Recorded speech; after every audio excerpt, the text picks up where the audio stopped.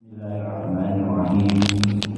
Assalamualaikum warahmatullahi wabarakatuh.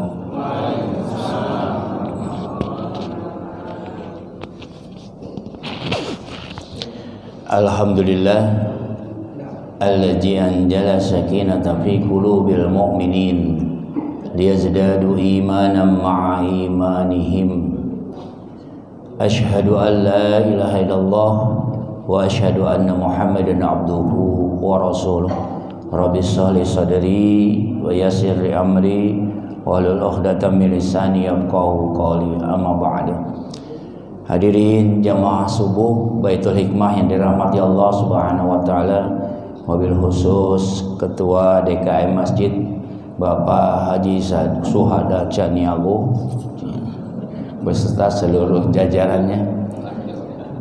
Pertama dan utama, marilah senantiasa kita panjatkan puji syukur kehadirat Allah Subhanahu wa taala yang telah melimpahkan karunia kepada kita sehingga alhamdulillah hari ini kita dapat berkumpul bersama di rumah yang mulia ini.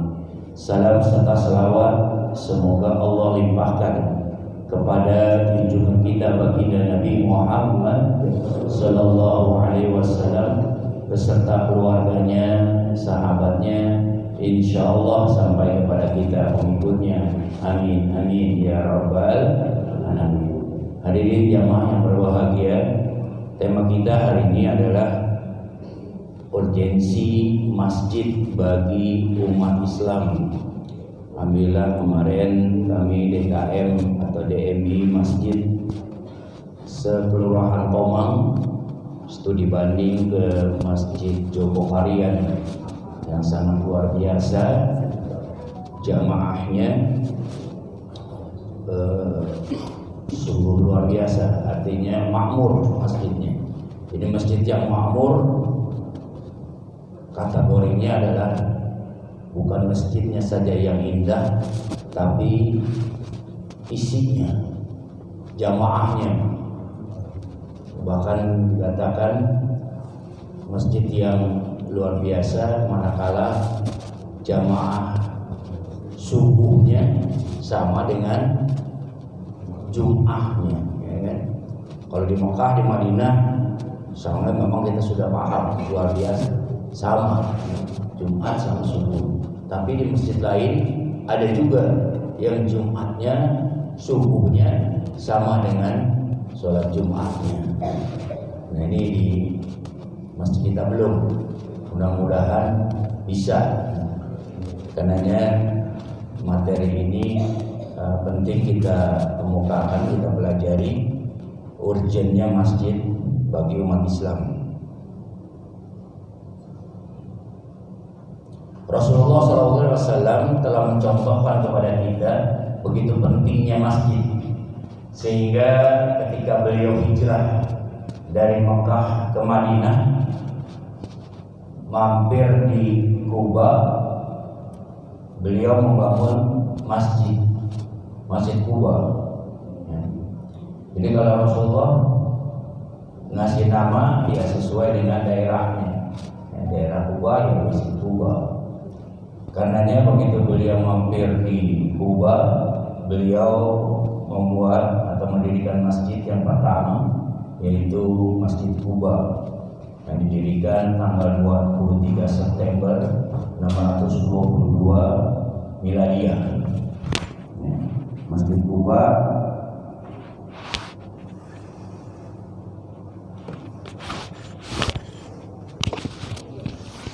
menjadi masjid tempat sholat pertama dilaksanakan, sholat Jum'ah. Masjid Kuba juga masjid yang sangat luar biasa faedahnya. Manakala kita sholat di Masjid Kuba, kita akan mendapatkan pahala umroh. Wah, ya.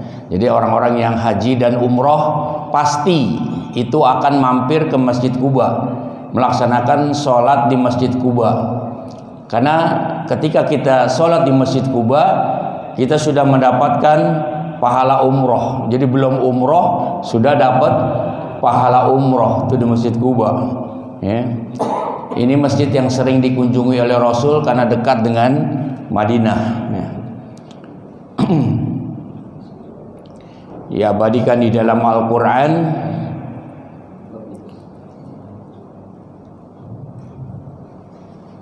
Janganlah kamu sholat dalam masjid itu selama-lamanya. Ini masjid yang dibangun oleh orang-orang munafik.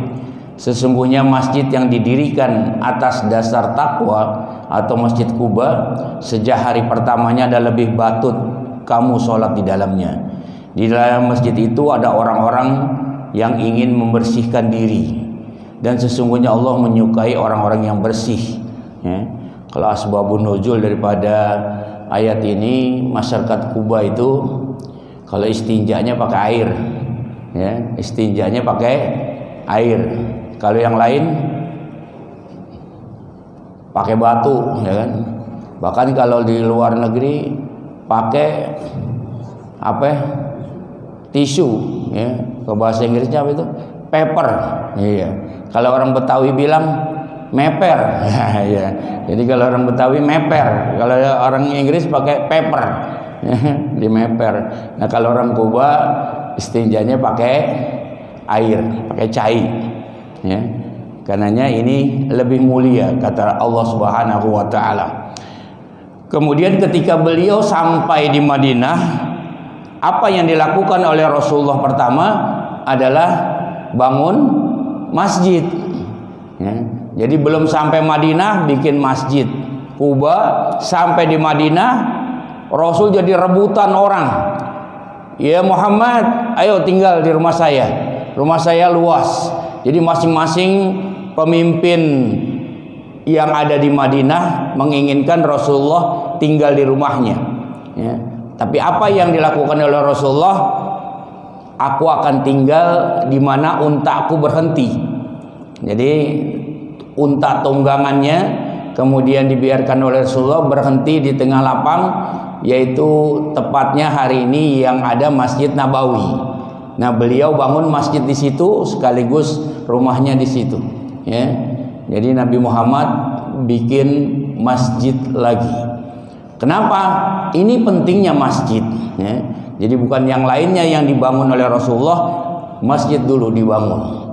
Kemudian ketika beliau Isra Mi'raj, Subhanalladzi asra bi 'abdi lailam minal masjidil haram ilal masjidil aqsa. Isra Mi'raj dari masjid ke masjid. Artinya apa? Umat Islam kalau mau maju jangan jauh dari masjid. Nah, ini ya. Jadi hal yang dipentingkan oleh Rasulullah untuk membangun mental spiritual daripada umat Islam adalah masjid. Ya, karenanya beliau langsung membuat masjid. Ya. Jadi masjid yang ada di tengah-tengah kita harus kita jadikan sarana untuk apa? Memajukan Islam. Caranya adalah makmurkan masjid. Nah, jadi memakmurkan masjid ini menjadi prioritas utama bagi Rasulullah Shallallahu Alaihi Wasallam. Ya. Bahkan Masjid Nabawi kata Rasulullah, satu kali sholat di masjidku Nabawi pahalanya 1000 kali sholat di masjid Baitul Hikmah. Ya. Jadi kalau sholat di Nabawi satu kali sama dengan 1000 kali sholat di Baitul Hikmah, kecuali di Masjidil Haram. Jadi Masjidil Haram 100.000 kali sholat di Baitul Hikmah. Ini manfaat daripada Masjid Nabawi yang dibangun oleh Rasulullah Shallallahu Alaihi Wasallam. Karenanya luar biasanya umat Islam berbondong-bondong melaksanakan ibadah umroh dan haji, pahalanya udah nggak ketulungan tuh. Ya, sholat di Masjid Nabawi 1000 kali. Kalau di Masjidil Haram 100.000 kali. Ya, jadi pulang udah gondol pahala luar biasa. Jadi wajar kalau orang pulang dari haji atau pulang dari umroh nggak sholat lagi di masjid. Ditanya ngapa lo kagak masuk masjid? Pahala gue udah banyak. Ya, di Masjidil Haram 100.000. ya di Madinah 1000 ya kan, udah banyak nggak ketulungan. Jadi ya kecil lah kalau di Baitul Hikmah ya. Jadi pulang dari umroh, pulang dari haji, banyak orang-orang yang lupa masuk kepada masjid. Bapak Ibu dan sekalian, jadi segitu pentingnya masjid bagi umat Islam, maka diibaratkan masjid dan umat Islam bagaikan air dan ikan. Bukannya air di dalam kolam Bang Untung, ya kan? Yang kita kayak di kemarin, ya. Tapi masjid dan umat Islam bagaikan air dan ikan. Kalau ikan jauh dari air, gimana Bang Najib? Kelepek-kelepek, ya kan? Bisa-bisa ngokat, ya kan? Iya, kalau ikan jauh dari air ya bisa-bisa mokat, dia mati, ya kan? Apanya mati? Nih akidahnya mati. Karenanya sebagai umat Islam jangan jauh dari masjid. Cuma juga masjid bisa menjadi acuan atau harapan bagi umat Islam kalau masjidnya tadi menyenangkan. Menyenangkan siapa? Menyenangkan umat Islam. Karena panggilan Pak Barnas gimana? Hayya 'alas shalah. Ayo kita sholat. Terus setelah itu hayya 'alal falah. Ayo berbahagia. Oh, jadi kalau sholat bahagia. Jadi kalau datang ke Baitul Hikmah, ke masjid-masjid, dia sholat, dia bahagia. Tuh gimana tuh caranya? Ini yang harus dipikirin sama DKM, ya, Dewan Kemakmuran Masjid. Bagaimana cara ngundang orang supaya dia mau sholat dan bahagia, ya. Ada teman saya nanya, kalau asal udah ini kajian subuh, yang ditanya bukan materinya, itu nanti di Baitul Hikmah makanannya apa Ji? Nah, ya kan? Lah lu nanya makanan. Lah kalau gue tanya materi paling ya materinya Islam, ya kan? Nggak mungkin lah lu bahas materi Kristen, ya kan? Nggak mungkin. Nah, tapi kalau hidangannya kan berbeda-beda, kadang bubur, kadang-kadang tupat, kadang-kadang kebuli. Nah, itu yang ditanyain tuh. Yang membuat bahagia dia ternyata itu, ya kan? Ya DKM nyiapin dah, ya kan? Bagaimana tuh caranya supaya orang datang sholat mau memakmurkan masjid dan dia bahagia, ya. Jadi jangan orang datang ke masjid was-was. Waduh, sendal gue baru deh, ntar gue keluar dari masjid hilang sendal. Nah, ribet tuh, ya. Makanya ada masjid yang mengumumkan manakala sholat di sini ada kehilangan diganti full baru, ya kan? Sendal hilang diganti sendal baru, sepatu hilang diganti sepatu baru, sampai motor hilang diganti motor baru. Supaya apa? Orang sholat di situ bahagia, khusyuk dia. Ya, begitu Allahu Akbar udah nggak mikirin apa-apa lagi. Tapi kalau nggak ada jaminan, ada nggak yang mikir Bang Untung? Ya kan, Allahu Akbar, aduh itu sendal baru beli nggak ditaruh di tempatnya lagi, ya. Ntar pulang, oh dari awal dari takbir sampai salam yang dipikirin sendal aja, ya. Jadi nggak khusyuk dia, ya ngapa? Nggak, tapi kalau udah dijamin, ya tadi nggak hilang, ada yang jamin, tenang dia, ya. Jadi masjid yang kami kemarin jadikan acuan punya program itu, gitu kan. Dan para pengurusnya tadinya bersilang sengketa tuh, ada yang setuju, ada yang kagak katanya, ya. Akhirnya jalan aja, yang setuju aja ngumpulin duit. Akhirnya satu kali yang nggak setuju, pengurus masjid yang nggak setuju bawa sepeda. Begitu dia keluar sepedanya hilang. Ini penggawapannya pengurus yang nggak setuju. Ya Allah uji sepedanya hilang. Akhirnya sama yang setuju diganti sama yang baru. Sampai oh iya ada manfaatnya juga ya mengganti. Akhirnya dia setuju. Begitu ada yang hilang diganti yang baru. Artinya apa? Bagaimana caranya kita ngundang orang masuk ke dalam masjid, dia mau sholat dan dia berbahagia, ya. Kabarnya masjid itu adalah ini cara pandang dan kelola yang salah nih, ya. Jadi ada juga nih masjid-masjid yang kayak begini nih, ya. Karena pengurusnya bukan pelayan umat, tapi pengurusnya adalah penguasa masjid. Jadi seolah-olah masjid punya dia, ya kan? Sehingga kalau udah masjid punya dia banyak larangan tuh, ya kan? tata tertib di dalam masjid utama. Pernah lihat nggak kayak begini nih? Ya, di masjid-masjid tuh dilarang bicara, ngobrol di dalam masjid. Ya, jadi di masjid kagak boleh ngobrol. Begitu masuk ibu-ibu udah ngobrol aja dari tadi. Ya kalau ada larangan ini diem aja, mingkem aja. Jadi kagak bahagia di masjid. Ternyata ngobrol bikin bahagia. Ya, kalau udah nggak boleh ngobrol, udah nggak bahagia. Nabi Muhammad ngobrol di masjid, ya kan? Bikin program di masjid. Artinya bicara di masjid. Ya. Dilarang tidur di dalam masjid. Nah, ya kan? Kalau di alin ayat tadinya mau ditulis begitu sama Isnen, jangan Nen, lu juga suka tidur, ya kan? Iya, orang nggak boleh tidur, dianya tidur, ya kan? Makanya jangan ditulis dah, ya kan? Ya Nen ya. Wah, ya hilang nih ya. Wah ribet juga nih. Iya, ya kan? Dilarang tidur. Alhamdulillah Baitul Hikmah nggak ditulis, ya kan? Makanya adalah 1-2 orang kalau habis zuhur tidur, ya kan? Nggak apa-apa, orang ngantuk. Ya. Di sono orang tidur difasilitasi, ya, boleh tidur difasilitasi, kasih kopi lagi, ya, tidur dikasih kopi, tumpah. Anak-anak yang belum balik dilarang dibawa masuk. Oh sepi jadinya masjidnya, nggak boleh bawa anak-anak, takut bercanda, takut lari-lari. Padahal mereka kader, ya, mereka harus dibina jiwanya sebab cinta kepada masjid. Ini jangan emak bapaknya doang yang ke masjid, anaknya nggak pernah dibawa ke masjid. Akhirnya anaknya jauh dari masjid. Kenapa? Ada larangan tuh begitu tuh, ya. Bercanda lagi, akhirnya diomelin sama pengurus. Jadi kalau anak-anak bercanda di dalam masjid itu sebetulnya bukan salah anaknya, itu salah orang tuanya. Tuh anak lagi bercanda di rumah, bapaknya bilang bercanda aja lo di rumah, ke masjid sono. Akhirnya dia pindah ke masjid bercandanya. Kenapa? Bapaknya yang nyuruh, ya kan? Iya, jadi di masjid gara-gara nggak boleh bercanda di rumah, dia ke masjid. Akhirnya bercandanya di masjid, ya. Nah, jangan sampai masjid kita kurang daripada anak-anak. Mereka adalah generasi penerus. Yang bagaimana menciptakan generasi penerus supaya generasi tadi cinta kepada masjid, bahagia di masjid. Dilarang makan minum di dalam masjid. Wah ribet tuh. Kalau itu ditempel di Baitul Hikmah, wah kita nggak bisa gelaran habis begini, ya kan? Ini tapi alhamdulillah nggak ada tempelannya. Jadi bisa gelaran di dalam masjid, ya kan? Nah, sekarang apa nih santapannya? Nanya lagi. Iya, ya kan? Ingat, ya kan? HP mohon dimatikan. Nah, ini nih boleh dah kalau ini mah, ya kan? Karena kalau kita lagi sholat, HP bunyi mengganggu, ya kan?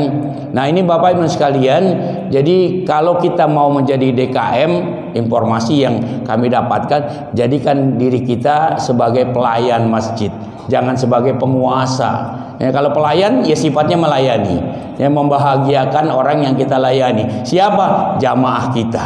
Bagaimana jamaah kita datang ke masjid ini, dia sholat, dia berbahagia sesuai dengan panggilannya. Hayya 'alas sholah, hayya 'alal falah. Ayo sholat, ayo kita berbahagia. Jadi jangan sampai ada orang datang ke sini merengut, ya kan? Ya Bang Dadi ya. Mana Bang Dadi? Oh ada, ya kan? Jangan merengut, ya kan? Iya. Tadi masalah colokan hampir mau dibahas tuh, ya. Untung Bang Dadinya nggak ada. Jadi Bapak Ibu sekalian, inilah kenapa urgent sekali masjid kita pahami sebagai sarana kita dalam rangka membina diri, ukhuwah Islamiyah, kemudian dan yang lainnya. Jadi nilai-nilai penting dan fungsi masjid bagi umat Islam. Yang pertama adalah sebagai sarana pembina iman bagi kaum muslimin. Jadi memakmurkan masjid bagian dari pengokohan iman.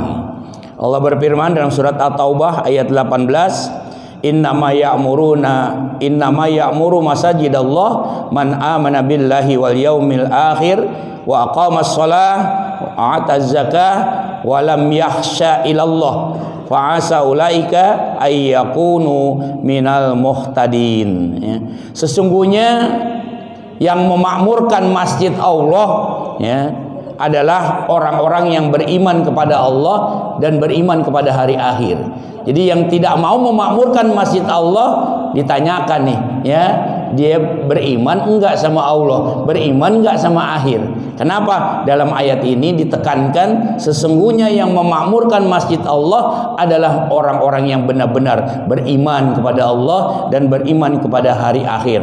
Apalagi waqamas shalah, dia mau sholat di dalamnya, ya, kemudian berzakat, mengeluarkan zakat, walam yahsa ilallah, dan mereka tidak takut kepada selain daripada Allah. Mereka tidak takut kepada selain daripada Allah, ya. Jadi takutnya hanya kepada Allah Subhanahu wa taala. Ini orang-orang yang dinilai imannya udah kokoh nih, ya. Kenapa? Mau dia memakmurkan masjid Allah Subhanahu wa taala, ya. Ini kalau kita hitung Jumat kita berapa? Ada 700 kita Jumat nih. Jamaahnya ya 700 orang. Kalau subuh 100, ya kan, sesuai dengan porsinya, ya kan, porsinya 100, ya. Jadi jauh anjloknya, ya kan. Padahal anjlok datangnya siang kalau hari biasa, ya kan, anjlok namanya, ya kan? Nah, bagaimana caranya program kita subuhnya lebih sama dengan Jumatnya, ya. Kemarin kami nginepnya di masjid. Jadi masjidnya udah punya kamar nginep, ya. Jadi di atas, kita nginep di atas, turun udah di masjid. Dan dia 1 jam sebelum subuh azan. Jadi sama dengan di Mekah dan Madinah. Jadi jam 3:15 udah azan. Ini azan apa jam 3:15? Ya. Nah, disebutin dia azan awal. Jadi azan pertama. Jadi jam 3:15 udah azan dia. Dan udah banyak orang yang datang. Ngapain? Berkesempatan untuk sholat tahajud, ya. Yang belum bangun udah bisa bangun, mandi. Begitu azan subuh udah penuh. Subhanallah tuh, ya. Kenapa? Azan subuhnya udah penuh.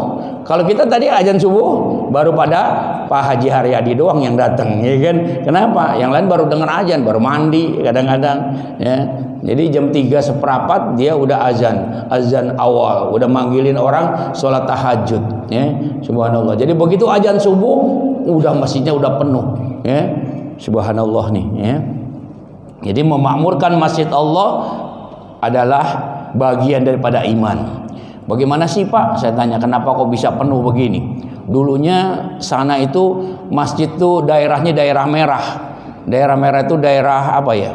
Banyak orang-orang PKI-nya, ya kan? Iya, ya. Bagaimana bisa seperti itu? Dan dulu sepi, ya, sama dengan masjid-masjid di Tomang, ya, sepi subuhnya. Akhirnya dia punya ide, sepakat bikin undangan. Jadi orang sholat subuh diundang, ya. Undangannya nggak pakai kertas lembar fotokopi, enggak, ya kan? Kertasnya yang bagus buat undangan, ya. Kalau Pak Haji ngundang tuh kan undangannya bagus tuh, ya kan? Harganya bisa 10.000, 15.000. Orang diundang. Ini siapa yang nikahan di masjid, ya kan? Ternyata undangan. Kami mengundang saudara untuk sholat di masjid pada pukul 4 sampai dengan selesai. Jadi diundang sholat pakai undangan yang bagus, ya kan? Ada apa tuh tambahan? Apa tambahannya? Disediakan sarapan pagi. Waduh, disediakan door prize. Subhanallah, dilihat, wis enak juga nih, ada sarapan pagi, ya. Rian langsung bangun kalau lihat ada undangan kayak begini nih, ya kan? Iya, ada sarapan paginya, ada door prize-nya. Akhirnya dia berbondong-bondong tuh. Awalnya sih apa? Ya kepengen ada sarapan pagi. Awalnya apa? Pengen ada door prize. Tapi kelama-kelamaan dia yang menyumbang untuk sarapan pagi, untuk door prize tuh jamaah tuh. Ya kalau sudah makmur, sudah banyak jamaahnya, ya insya Allah, ya pendanaannya terkumpul dengan sendirinya. Ya. Kami ditanya, kalau di Tomang Pak, ada nggak orang nyumbang masukin tromol 10 juta, ya kan, plus sama amplop-amplopnya? Pernah nggak di sini? Nggak pernah, saya bilang. Di Tomang nggak pernah. Paling tinggi berapa? Ya 100.000. Ya, kenapa? Karena nggak muat. ya kan? Ya kalau 10 juta masukin ke tromol kagak muat, orang itunya lubangnya kecil. Makanya di Jogokarian bikinnya supaya dapat 10 juta, 5 juta, dibikin lubangnya gede dia, ya kan? Gede sehingga kalau mau masukin amplop 10 juta masuk dia. Karena bismillahnya itu. Dan alhamdulillah sering orang masukin tromol 10 juta, 5 juta karena muat. Kalau di Baitul Hikmah susah, ya kan? 100.000 aja dilipat aja kadang-kadang susah masuknya. Iya. Pak, nanti kan dirogoh orang. Itu kesalahan kita, selalu suudzon sama umat Islam, takut dirogoh orang kalau lubangnya gede, ya kan? Makanya nggak dapat gede. Ya bismillahnya dapatnya kecil 100.000, ya dikasihnya dapat 100.000. Kalau kami bismillahnya dapatnya yang gede, sama amplop-amplopnya 10 juta masuk, sering itu. Dan kami nggak takut dirogoh orang gitu. Kenapa? Setelah itu ya diambil lah, ya jangan dibiarkan. Kalau dibiarkan memancing orang untuk berbuat kejahatan. Karena kejahatan bukan hanya niat pelaku tapi adanya kesempatan. Ini mau bangga ngeliatin tuh, wow banyak tromolnya. Ya begitu udah banyak, besokannya hilang, itunya udah dicongkel, ya kan? Nah, tuh ya. Jadi memakmurkan masjid Allah, orang-orang yang memakmurkan masjid Allah, dia mendirikan sholat dan juga dia mengeluarkan zakat. Tidak takut kecuali kepada Allah, nggak takut miskin. Nah, itu ya.